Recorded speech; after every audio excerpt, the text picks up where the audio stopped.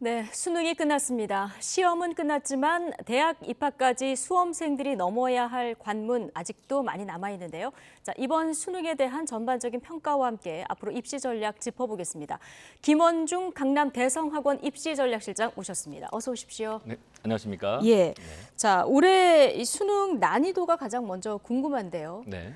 자, 교육과정평가원은 불수능으로 불렸던 지난해보다는 조금 쉬웠다 이렇게 평가를 했는데요. 네. 이게 선생님들이 풀어보신 난이도가 다르고 학생들이 풀어본 난이도가 또 다른 것 같습니다. 지금 시간이 지나면서 조금 지난해만큼 어려웠다 이런 분석이 나오는 것 같더라고요. 네. 그래서 보통 학생들이 이 시점에서 가장 섭섭한 게 뭐냐면 네. 불수능이냐 물수능이냐는 이제 그 이분법적으로 판단하면 참 섭섭해합니다. 근데 네. 난이도를 쭉 봤을 때는 국어가 작년에 엄청 어려웠었거든요. 그에 비해서 좀 쉽게 나온 부분이 있지만 그럼에도 불구하고 좀 어려운 편에 속할 예. 정도였습니다. 그리고 수학과 영어의 경우는 작년과 비교했을 때 비슷한 정도의 난이도다. 그렇기 때문에 작년에 워낙에 불수능 이야기를 많이 했기 예. 때문에 학생들이 느꼈을 때 현장에서는 매우 어려웠던 시험으로 느낄만 했을 겁니다. 아, 그렇군요. 네.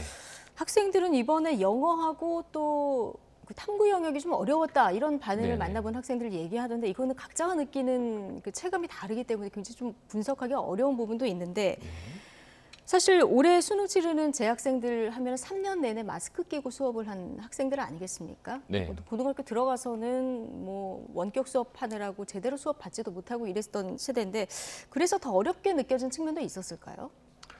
아무래도 분명히 그건 어렵게 느낄 수밖에 없긴 한데요. 뭐 그렇다고 해서 그러한 코로나 세대라고 해서 예. 평가원에서 일부러 그거 맞추지는 않았을 것 같고요. 예. 보통 우리가 6월 평가원, 9월 평가원 시험이 실제 테스트 차원도 있거든요. 네. 그 모든 걸 감안하고 출제했기 때문에 뭐 아마 그럼에도 불구하고 이제 어렵게 느낀 친구들은 아마 있을 겁니다. 네. 예. 어렵게 느낀 친구들은 물론 있겠죠. 네. 예.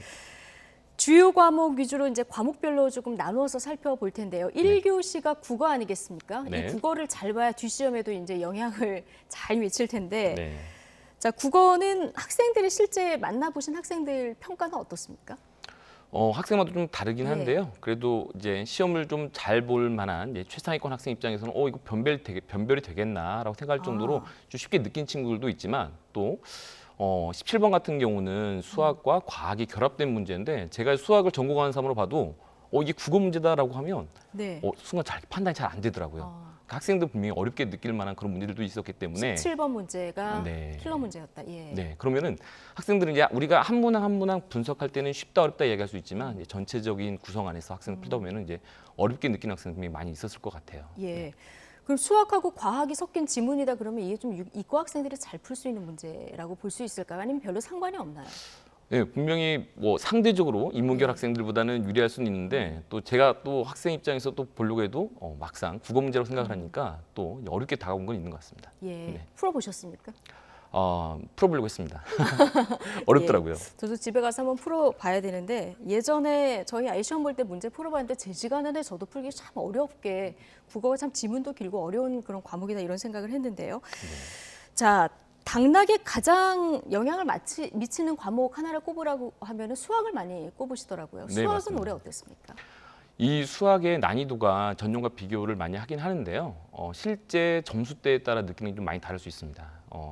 우리 흔히 이제 공통문항에서 준킬러 문제를 좀 어렵게 냈다라는 그런 얘기들이 있는데요. 이제 그러다 보면은 이제 킬러 문제는 좀 쉽게 내는 경향이 좀 있어요. 자, 그러면 최상위권 학생 입장에서는 좀 쉽다 느낄 예. 수 있지만 실제 중상위권 내지 또 확률과 통계를 선택한 많은 학생들의 인문계 학생들이 크게 어렵게 느꼈을 거예요. 그래서 전체적으로 보면 상당히 어렵게 느꼈고 네. 또 최상위권의 킬러 문제가 좀 난이도가 좀 줄어들다 보면은 상대적으로 쉽게 느끼는 학생들이 일부 있을 수 있을 것 같습니다. 그래서 전체적으로 어렵게 느끼다 보니까 결국은 당락을 좌우하게 되는 수학이 역시 표준점수도 크게 올라갈 수도 있는 부분이 있어서 예.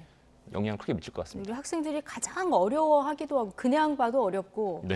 시간도 가장 많이 들이는 과목이 수학인데 또 어렵게 느꼈으면 얼마나 또 시험 보면서 마음을 졸였을까 이런 생각도 듭니다. 자, 절대 평가인 영어도 좀 보겠습니다. 영어는 절대평가다 보니까 그동안 이제 난이도가 좀 들쭉날쭉하면 1등급을 받는 비율이 달라지잖아요. 네. 올해는 어느 정도 될 거라고 예상하십니까? 항상 이게 난이도가 크게 왔다 예. 갔다 하는데요. 작년이 좀 어려웠고 네. 또 그 전해는 약 12% 이상이었거든요. 어. 작년에가 한 6.25% 정도밖에 안 됐으니까 우리 흔히 이제 반토막 났다고 이야기하는데 네. 또 그런가 하면 이번 이 직전 시험이 구평모의고사에서는 15.97%였어요. 그러니까 거의 너무 쉬웠어요. 16% 정도 되는 그렇죠. 거네요. 그러다 이번에 예. 지금 저희가 추정하고 있는 것은 한 7%대 정도 지금 생각을 하고 있으니까 네. 구평 대비 많이 어려운 것도 있고 실제 작년에 불수능이라고 했던 영어 난이도에 거의 근접할 정도라서 꽤 어렵게 느꼈을 겁니다. 그렇군요. 그러면 영어 같은 경우는 1등급 비율이 어느 정도 비율이 가장 적절한 비율입니까? 이 정해진 건 아닌데 보통 예. 우리가 상대평가로는 1등급이 4%까지거든요. 근데 절대평가에서는 정해진 건 아니지만 우리가 한 7% 정도 되면 무난하다라고 봅니다. 네. 올해는 적정하게 나왔다. 네. 그런데 네. 이제 학생 입장에서는 매우 어렵게 느껴졌을 겁니다. 그러니까요. 자, 지난해부터 문이과 통합 수능을 치르고 있는데, 자, 국어하고 수학의 경우는 이제 공통 문제를 풀고요. 그리고 네. 선택 과목에 따른 문제를 풀지 않습니까? 네. 그런데 이게 선택 과목에 따라서 유불리 문제가 발생한다는 지적이 있었는데 네. 이게 적절한 지점을 찾기가 굉장히 어려운 모양이에요. 네, 맞습니다. 그래서 우리 앞에서도 이 출제 의도를 이제 밝힐 때도 이 시험 구조상 쉬운 과목을 선택한 학생들이 어떤 제약을 받지 않으면 이제 그쪽 쏠리는 현상이 벌어질 수가 있어요. 예. 그래서 이제 우선 첫 번째 이 선택 과목의 점수 계산법과 그리고 자연계열 상위권 대학에서 지정을 하는 과목이 있어요. 네. 미적분 기하 이 두 가지 요인 때문에 흔히 말하는 수학을 잘하는 학생들이 미적분과 기하로 쏠리게끔 돼 있거든요. 네, 그러니까 이 접점을 찾는 게 상당히 어렵습니다. 그래서 예. 결국 이제 이걸 해결하기 위해서 노력하고 있는 부분, 평가원에서 이제 5번의 시험을 이미 봐서 분석을 했기 때문에 공통 과목의 준킬러 문제 쪽을 좀 어렵게 내면서 선택 과목을 좀 평이하게 내면 상대적으로 유불리를 좀 줄일 수 있지 않을까라고 연구된 걸 가장 반영한 수능 시험이라고 볼 수 있겠습니다. 그렇군요. 저희가 그래픽 하나를 준비를 했는데요. 네. 자, 국어와 수학은 지금 이제 말씀하신 대로 공통 문제 있고 선택 과목에 따른 문제를 풀게 되는데, 네. 자, 국어 영역 같은 경우에는 언어와 매체를 선택한 학생들도 있을 거고 화법과 작문을 선택한 학생도 있을 텐데요. 자, 지금 옆에 보면은 표준 점수 최고점이라는 게 나오거든요. 네. 시청자들의 이해를 돕기 위해서 이제 100분위 점수가 있어요. 100점 만점 100점 이 점수가 있을 테고요. 네. 표준 점수로 환산한 점수가 있을 텐데 이 설명부터 좀 해주시겠습니까? 네, 우선 편하게 이제 말씀을 드리면 네. 우리가 이 받은 이 원점수를 가지고는 난이도에 따라서 예. 이제 얼마 잘 받는지 못 받는지를 또 알 수가 없지 않습니까? 그렇죠. 그래서 표준 점수는 쉽게 이야기하면 이 집단에서 보는 점수의 평균 점수로부터 내가 얼마나 떨어져 있느냐를 상대적으로 좀 이제 볼 수 있습니다. 예. 그래서 시험이 보통 어려우면 평균이 떨어지기 때문에 평균으로부터 내 점수가 멀리 떨어져 있으면 떨어져 있을수록 예. 높은 점수를 받게 될 거고 네. 또 그러한 시험의 경우 다 맞는 원점수 100점은 표준 점수를 크게 갖게 됩니다. 예. 네, 이제 그런 게 이제 표준 점수고 100분 있는 표준 점수와 다른 방식으로 그냥 등수 개념이에요. 그래서 내가 97%다 그러면 나를 포함해서 내 점수대 이하가 이제 전체 100명이라고 하면 이제 97명이 있다라는 개념이라서 표준 점수는 약간 난이도에 따라서 상대적으로 이제 벌어지는 정도가 좀 느껴지는데 네. 그것과 좀 다르게 100분위는 등수 개념입니다. 그렇군요. 네. 이 그래픽 다시 한번 좀 보여주시면, 자, 지금 언어와 매체 같은 경우에 최고 점수, 그 표준 점수 최고점이 149점, 이게 네. 작년 수능 기준이죠. 그리고 네. 화법과 작문이 147점. 네.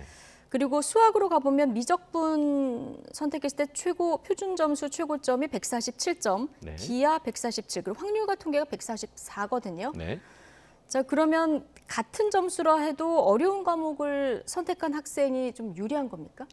네, 여기서는 좀 어려운 과목을 선택한 학생들이 이제 아까 말씀드린 그 두 가지 요소가 예. 있었거든요. 점수 계산법과 이제 과목을 지정한 대학교 때문에 잘한 학생들이 몰리는 이제 예. 과목이 있어요. 자, 그렇다면 이게 점수 계산법상 단순하게 평균으로부터 얼마큼 떨어져 있냐 이게 아니라 예. 그 시험 보는 선택 과목의 집단이 공통 과목에서 얼마나 받는지 또 선택 과목에서 어떻게 받는지 이 점수를 좀 복잡하게 계산을 하게 돼 있어요. 예. 그 결론을 말씀드리면 우수한 좀 상당히 점수가 좋은 학생들이 모여 있는 집단에서 표준 점수를 높게 받아가게끔 점수가 계산이 돼요. 이게 좀 그렇군요. 어려운 개념입니다. 네. 네. 근데 또 지난해 높은 성적을 받았던 상위권 이과 학생들이 문과의 학과를 대거 지원하는 이른바 그 문과 침공 현상이 발생했는데 이거 뭐 올해도 마찬가지일 것 같다는 분석이 많습니다. 네. 작년에도 이제 통합수능 첫 해였는데 이미 예상은 하고 있었거든요. 네. 자, 그런데 막상 정시 지원을 하려고 보니 상대적으로 점수가 이제 좀 마음에 들진 않았는데 문과 쪽으로 혹시 넘어가면 어떨까 봤더니 이게 상당히 좋은 이제 네. 대학과 학과까지 올라가는 걸 확인할 수 이과 있었거든요. 학과를 지원할 때보다 내가 문과로 네. 돌렸을 때 지원할 수 있는 학교나 학과가 올라갈 수 있다는 거죠. 네. 이과에서 문과로 돌렸을 때. 왜냐하면 처음에 정시 지원하기 전에는 그걸 알기가 힘든데요.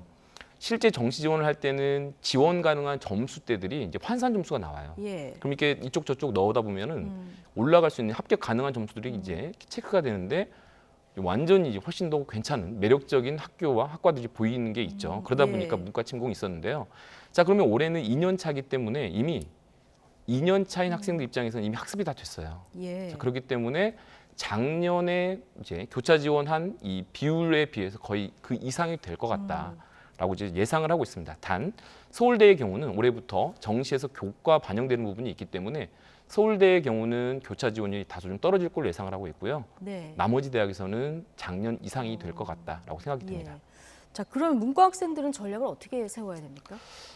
우선 현실적으로는 이제 우리가 이 가채점을 채점하는 이 단계에서는 이제 우선 수시와 정시 중에 우선 가능하다면 이 점수로 가능한 정시 지원 가능 점수 그 대학을 체크를 네. 해보고 그렇다면 그거에 못 미친다라고 하면 이제 우선 수시 집중하는 게 좀 필요해 네. 보이고요. 예. 이 수시에서 이제 끝나지 않고 정시로 넘어가야 되는 상황이라고 하면 내가 받은 이 점수에서 가장 유리한 반영 비율이 높은 과목을 우선 찾는 게 중요할 것 같고 또 그 시점에서 이 모의 지원 같은 이러한 프로그램들이 보통 있습니다. 네. 자, 그걸 참고해서 실제 자연계 학생들이 이 문과로 넘어오는 비율도 좀 체크하고 문과 내에서 내가 얼마큼 경쟁력이 있는지를 두 가지 요소를 좀 같이 체크해야 될 부분이 있습니다. 예.